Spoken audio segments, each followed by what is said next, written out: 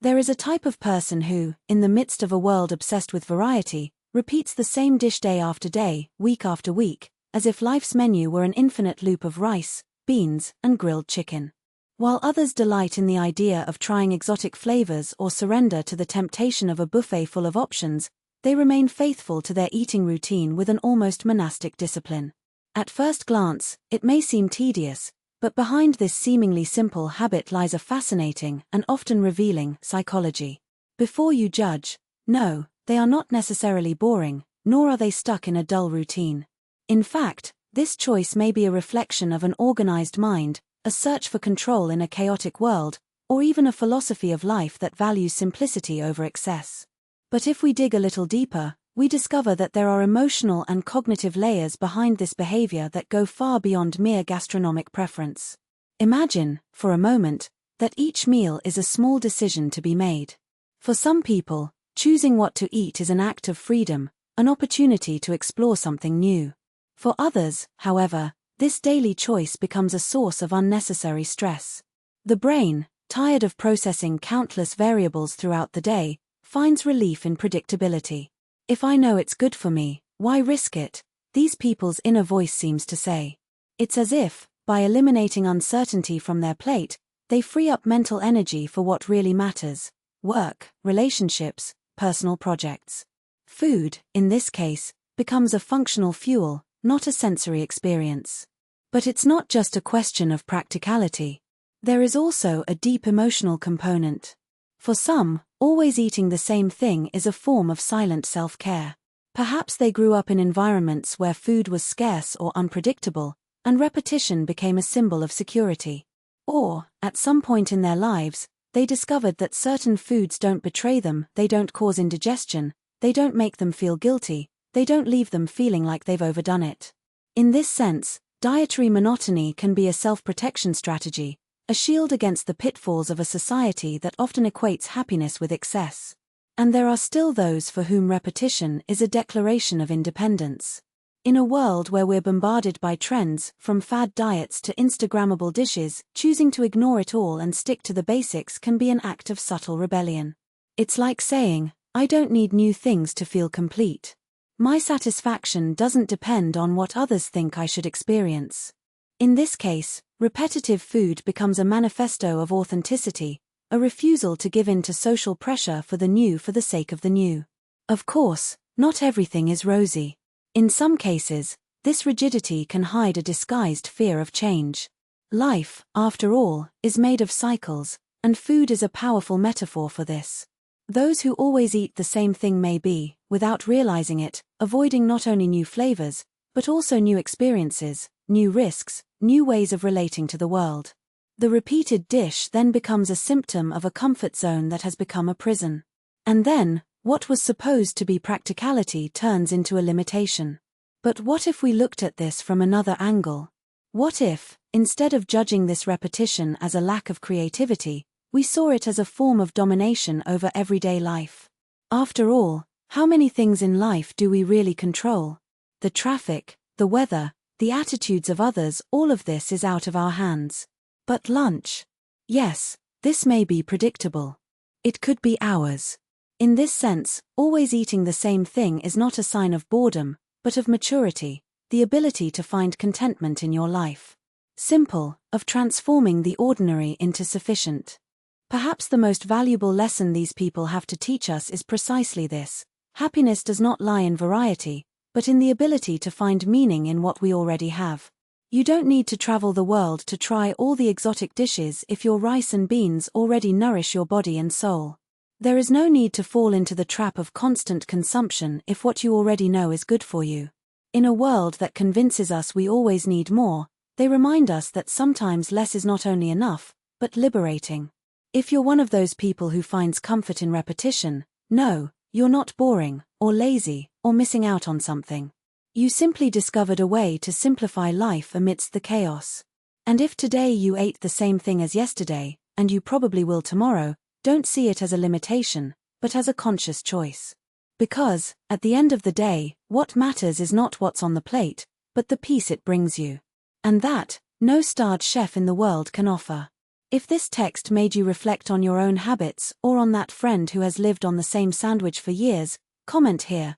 Do you also have a dish that you would never tire of eating? Share with those who need to hear that there is no problem in liking simple things.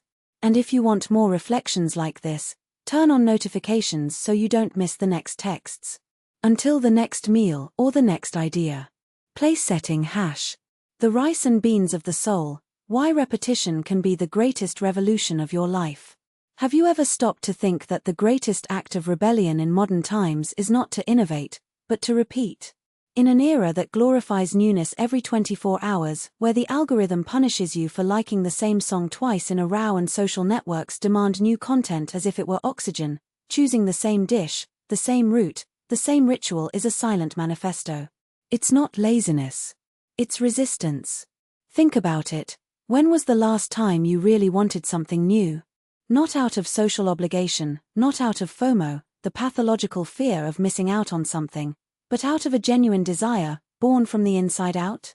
Most of our choices today are conditioned reflexes. We bought the new iPhone not because the old one stopped working, but because the world convinced us that to stop desiring is to stop existing. And that's where your rice and beans come in. Or your bread and butter. Or that black coffee, without sugar, every day, exactly the same. These small repetitions are not signs of a monotonous life, they are anchors in a sea of artificial stimuli. While everyone's chasing the next trend, the next Instagrammable experience, you're cultivating something rare, the art of being satisfied. The science behind the comfort of repetition, or why your brain loves predictable. Neuroscientists have a name for this: familiarity preference. Our brain is programmed to save energy, and nothing uses less energy than we know. When you eat the same lunch every day, your prefrontal cortex, the part of the brain responsible for making decisions, rests. There is no anxiety about what to choose. There are no post-purchase regrets. There is no mental exhaustion of evaluating options.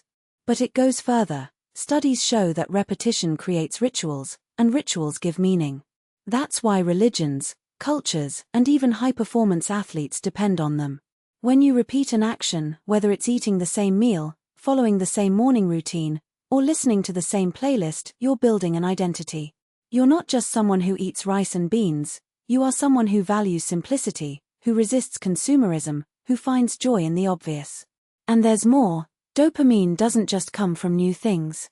When you anticipate something that you already know you will like, that smell of breakfast, that first sip of tea you drink every afternoons, your brain releases dopamine before you even try it. It is the reward of fulfilled expectations, a type of happiness that the modern world has crushed under forced surprises. The silent revolution of those who refuse novelty. Now, imagine this. What would happen if everyone stopped looking for new things out of obligation? If people bought only what they need, ate only what they really like, only wore what makes them feel good without the pressure to be on top of it, to be relevant, to keep their feed interesting? We would be free. Because the truth that no one wants to admit is this: most of the new things we consume are cheap distractions to fill a void that only conscious repetition can cure. The new cell phone won't make you happier. The new diet will not give you peace. The new relationship will not fill the hole that only self-knowledge and acceptance can fill. When you choose the same dish every day, you are saying, I know what I like. Self-knowledge. I don't need more to be enough. Self-acceptance. My happiness is not for sale. Freedom. And that, my friend, is the most revolutionary act you can commit in 2024. The other side, when repetition became a prison, and how to tell the difference. Of course, not all repetition is healthy. There is a fine line between ritual and toxic routine, between conscious choice and accommodation. How do you know if you are practicing the art of simplicity or just running away from life? Ask these questions. 1. Does it bring me peace or numb me? Peace. I love my breakfast. It's my calm time. Numbness. I eat the same thing because I don't have the energy to think of another option. 2. Do I choose this or do I just not know how to do it differently? Choice. I prefer my dish simple to any expensive restaurant. Limitation. I don't know how to cook anything other than that. 3. Does it connect me or isolate me? Connection. My ritual makes me feel present. Isolation. I repeat everything because I'm afraid of changing. If your answers tend toward the second group, it's not simplicity, it's stagnation. And the difference is in intentionality. Healthy repetition is active, I choose this. The sick is passive, it happens to me. An invitation, make your repetition a work of art. If you recognized yourself in this text, here's a challenge: transform your repetitions into sacred rituals. It's not just eating rice and beans, it's celebrating abundance in the simple. It's not just having the same tea, it's honoring the moment of pause. Try this. Give your ritual a name. X, my quiet time for breakfast. Add a sensory element. A candle, a song, a smell. Say thank you out loud. Thank you for this food that nourishes me. Does it seem silly? The most powerful rituals always seem silly until you try them. To reflect and share. Now, I want to hear from you. What is your rice and beans, that simple thing that you repeat and that brings you peace? Have you ever been judged for liking the obvious? How did you deal with that? What do you think the world would lose if everyone stopped looking for news out of obligation? Comment here, and if you know someone who needs to read this, that friend who blames themselves for not being interesting enough, share. Because sometimes, the most important message is the one that validates who we already are. And if you liked this reflection, turn on notifications so you don't miss the next ones. After all, the best ideas, like the best meals, are the ones we want to repeat. Until next time.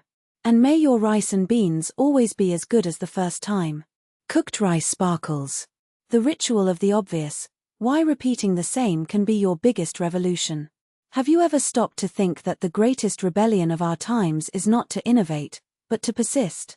We live in an era that glorifies the new diets, new relationships, new Year's resolutions, that last until February. But what if the key to a fuller life isn't changing everything, but learning to love what already works? Think about your everyday life. There's that breakfast that you repeat without guilt, the playlist that plays on the way to work, the path you take with your eyes closed. They're your safe places, and there's nothing wrong with that. On the contrary, these small rituals are emotional anchors in a world that is spinning faster and faster. They are your way of saying, here, I know who I am. Here, I belong. But then comes the voice of guilt: shouldn't you want more? Isn't that lazy? Everyone is evolving, and you, stuck in the same place? Lie. What they call standing still may actually be the strongest foundation you've ever built. The science of always the same, or why your brain loves repeating. Neuroscientists have a name for this: simple exposure effect. In layman's terms, when something is familiar, our brain interprets it as safe and therefore pleasurable. This is why music you've been listening to for years still moves you, even if everyone has already moved on to the next hit. The dish your grandmother made tastes better than any five-star restaurant, because it carries memories, not just seasoning. That one friend you see every Friday is more valuable than 100 acquaintances on social media, because trust is built on repetition, not novelty. Repeating is not a lack of creativity, it is emotional intelligence. Your brain is saying, this feels good. Why switch? The myth of mandatory innovation, and why you don't have to be interesting all the time. Society sells us a dangerous lie, that we are worth what we produce again. But think about the most lasting things in your life. Love, it is not a passion that changes every month, but an affection that resists time, even on days without butterflies in the stomach. Career, it's not spectacular projects that pay the bills, but consistent work, the work you do even when you're not inspired. Happiness, it's not in the next trip, in the next relationship, in the next anything, it's in the ability to find magic in everyday life. The inconvenient truth: the world doesn't need more innovative people. It needs people who know how to stay. That you understand that fidelity to yourself, to your values, to your rituals is an act of courage. How to transform the obvious into extraordinary, without changing anything. If you've recognized yourself so far, here's an invitation: elevate your rituals to the status of art. Not out of vanity, but out of self-knowledge. Try this. 1. Give what you already do a pompous name. X. Your breakfast isn't just bread and butter, it's the slow morning ritual. Your usual commute isn't the way to work, it's the hour of podcast and silence. Why does it work? Names create meaning. When you create a habit, it stops being automatic and becomes a conscious choice. 2. Add a sacred detail. An object, a special cup, a scarf with a lavender scent. A gesture, take 3 deep breaths before starting. 1 sentence, say out loud, "Today, I choose to be here." Why does it work? Rituals need symbols. They signal to the brain, this is important. Pay attention. 3. Document the beauty of the repeated. Always take a photo of your coffee from the same angle. Write down in a notebook, "Today, the sunset on my way was like this." Why does it work? Repetition becomes art when you observe it. You'll start to notice nuances you've never seen before.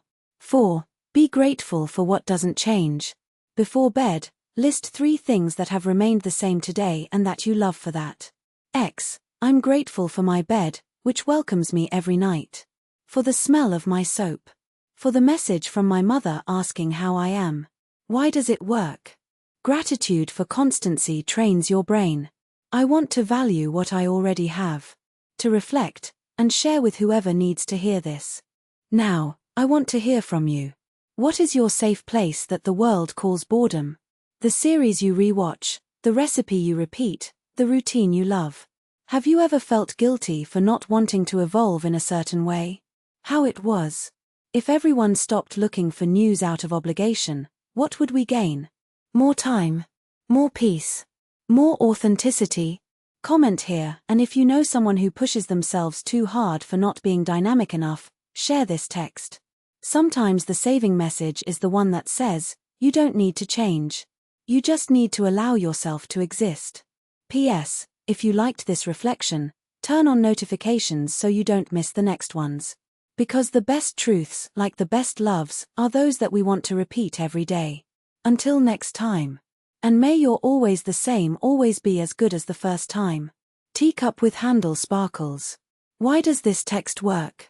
Validates the reader. There is nothing wrong with. Challenges limiting beliefs. Innovation is not mandatory. Offers practical action. Ritualizing everyday life. Creates community. Share with those who need it. Ends with an invitation. Activates notifications plus memorable phrase. Extra tip. Use sensory metaphors, smells, textures, sounds, to make the obvious poetic. The smell of coffee isn't just coffee, it's the promise that some good things never change. This makes the reader feel the message, not just understand it.